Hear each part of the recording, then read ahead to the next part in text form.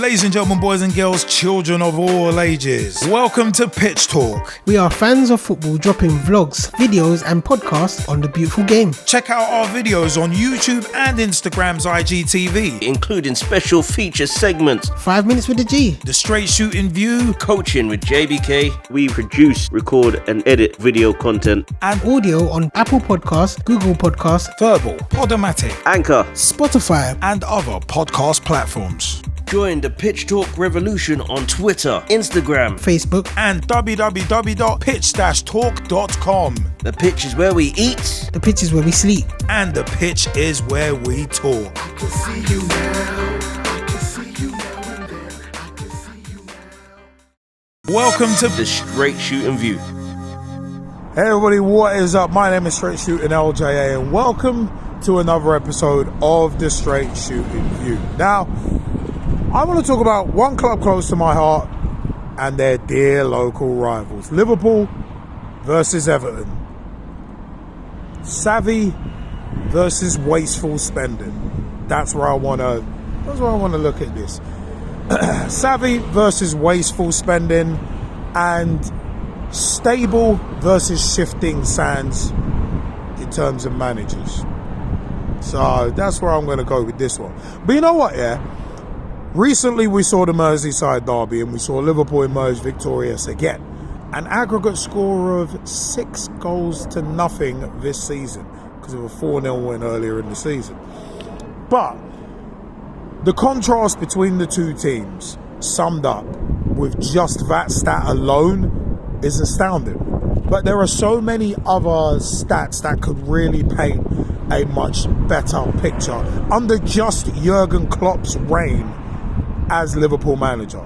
So since 2016, there has been an absolute chasm opened up between the two sides, as if there wasn't already enough of a gap when you bear in mind Everton have won nothing since 1995, and by the time 2016 rolled round, even though we were in a bit of a dicey spot after the Brendan Rodgers era, we had still won everything apart from the Premier League that matters or wasn't defunct at that point. And also some things we'd won twice over. So, yeah, there's already enough of a difference. But also as well, when you start delving into the numbers, you see the difference between the two sides get even more stark. And let me just go through a few numbers just to illustrate that point. So, delving into the numbers, and I mentioned about shifting sands in terms of managerial appointments and just managerial structure in general. In terms of shifting sands, Everton, during Jurgen Klopp's reign, since the summer of 2016, have had 6 permanent managers. Not counting interims, because Duncan Ferguson and David Unsworth took turns. I think they did it twice each in that period. But you're looking at 6 separate managers, permanent managers. So Ronald Koeman from June 16 to October of 17, Sam Allardyce from November of 17 to May of 18, Marco Silva from May of 18 to December of 19, Ancelotti from December 19 to 2021, June 2021, Rafael Benitez, who really, in my opinion, they didn't deserve, more on that later, from the 30th of June 2021 to 16th of January 2022. I also did a vlog when he took over, so a different story there as well. And Frank Lampard from the 31st of January 2022 to the present. Now, that's one set of stats that don't tell the greatest story in the world since the summer of 2016. But even more damning is money spent. Now, I said, you got shifting sands in terms of the managerial aspect, but you've also got shifting sands in terms of managers. So let's break that down now. Liverpool, money spent 569 million. Everton, 639 million. This is since the summer of 2016. And there's a damning stat when you compare money spent in regards to trophies won and much more. But money received, £439 million for Liverpool, £322 million for Everton. £40 million plus signings. Everton just 3, Liverpool 7.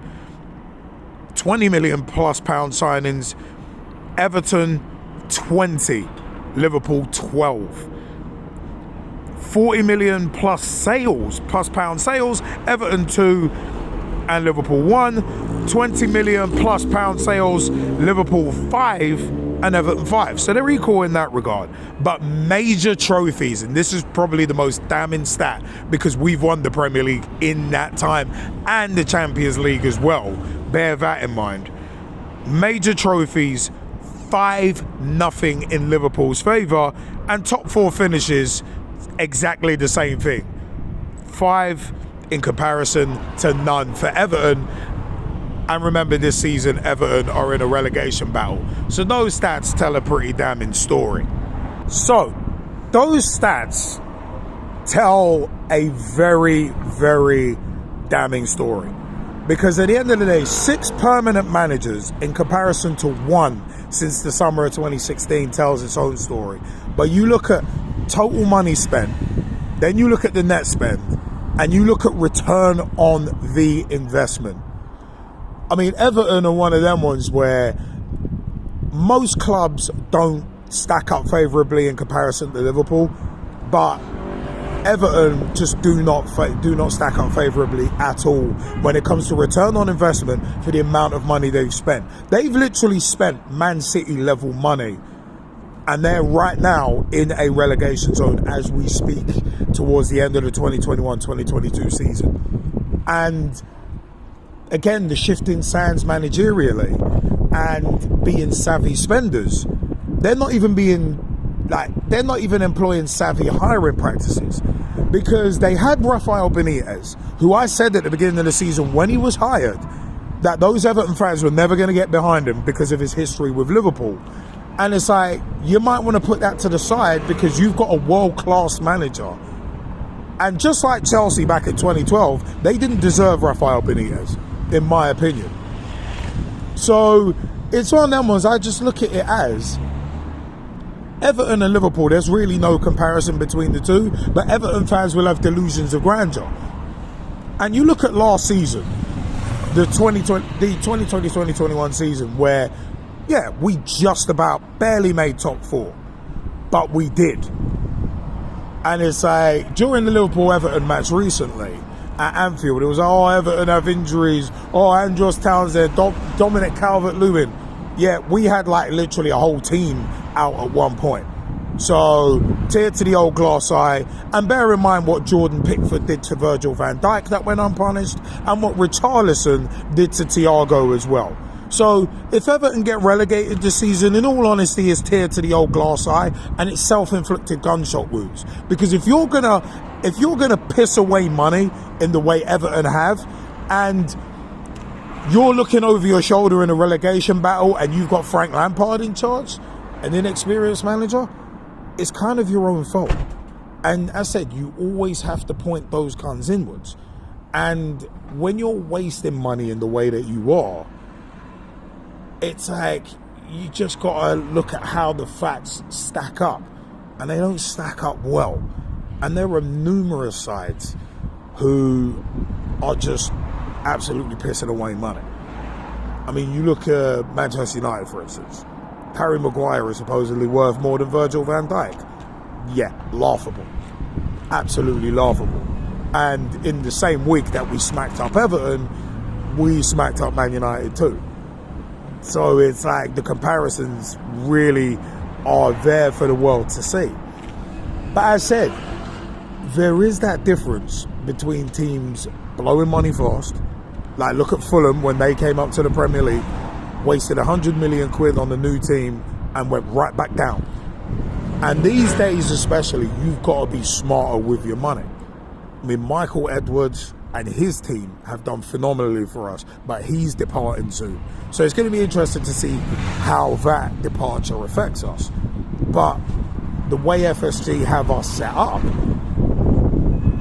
it's very much self-sustaining, and things are not going to crumble overnight. And the ownership structure plus the management structure are like that, working in tandem, working together and working well. Whereas at Manchester United, you see that breakdown with the Glazers and any manager that they hire. Ten Hag is coming in at the end of the season. He's like, oh yeah, well, I wouldn't have taken over Man United if I didn't have control over transfers. And it's like, well, you're not getting total control. You are working under the Glazers. The Glazers have been strip mining the club and see it as a cash cow. So let's see how well that works. And again, Everton, coming back to them, on the brink of relegation potentially. They are in that relegation zone, and if they're not careful, they're going to get cut adrift. So they're looking over their shoulders. They've got to hope for others to do them a favour, even though they've got games in hand over some. But with Richarlison for 50 million, Gylfi Sigurdsson for 40 million. I think they pay like 30, 40 for Alex Iwobi, an Arsenal reject. And it's like, when you're making financial decisions like that, is it any wonder that you're in the position you're in? And then you look at the hierarchy, you can't even blame Alisher Usmanov and what's going on in Russia and Ukraine at the moment. And with Usmanov getting stung as part of that, you can't even blame that. Because, I said, I ran down the stats from the summer of 2016 in terms of the managerial merry-go-round they've had. So they can't even use that as a crutch. So I just find it intriguing. And as you guys will well know from listening to the Straight Shootin View, I love the off-field stuff as much as the on-field because I find it intriguing. And when you have said make those comparisons between the two Merseyside clubs and their fortunes, quote-unquote fortunes, being the ironic key word there is no real comparison. But you know what? I want to know what you guys think. Liverpool v Everton. Would it be funny to see Everton get relegated? I think it'd be hilarious because their fans weren't showing, and their club weren't showing any sort of sympathy to us last season when we went through our injury crisis. So, bye if you go, bye. But it's one of them ones where Everton and Liverpool, their divide and the chasm between the sides, does it show how, in one way, how well football and business can be done, and in one way, how badly it can be ruined, both in the same league? It's one of them ones. To me, it shows the difference between being well run financially and well run just as a club in comparison to being poorly run and run on shifting sands.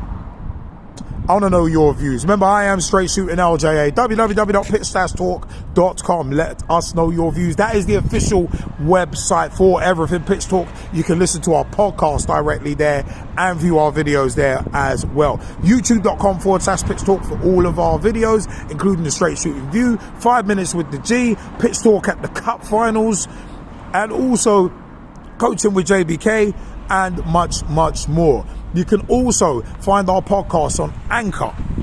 You can find them on Google Podcasts, Apple Podcasts. Anywhere you enjoy podcasts, you can find us. Also Verbal as well, VURBL. And we are Verbal ambassadors and proud to be so. You know what I said? YouTube.com/Pitch Talk, where you can find our videos, at Pitch Talk on Twitter. Tweet with us, follow us, see what we're up to. Facebook.com/Pitch Talk, become a fan, become a friend, become a member of the group. Join the footballing revolution we are working so hard to create. At Pitch Talk on Instagram as well. Check out pictures, vlog previews, and much, much more. You know what? I'm going to get out of here because I think I've been talking talking long enough about the club I love and their local rivals, Everton.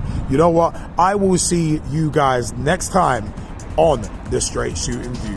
Take it easy, peeps. Join the Pitch Talk revolution. Check out the official Pitch Talk website, www.pitch-talk.com.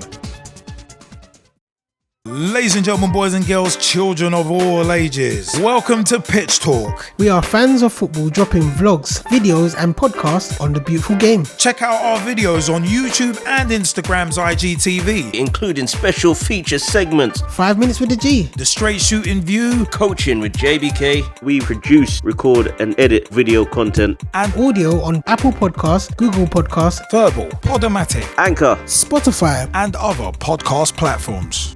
Join the Pitch Talk revolution on Twitter, Instagram, Facebook and www.pitch-talk.com. The pitch is where we eat. The pitch is where we sleep. And the pitch is where we talk. I can see you now.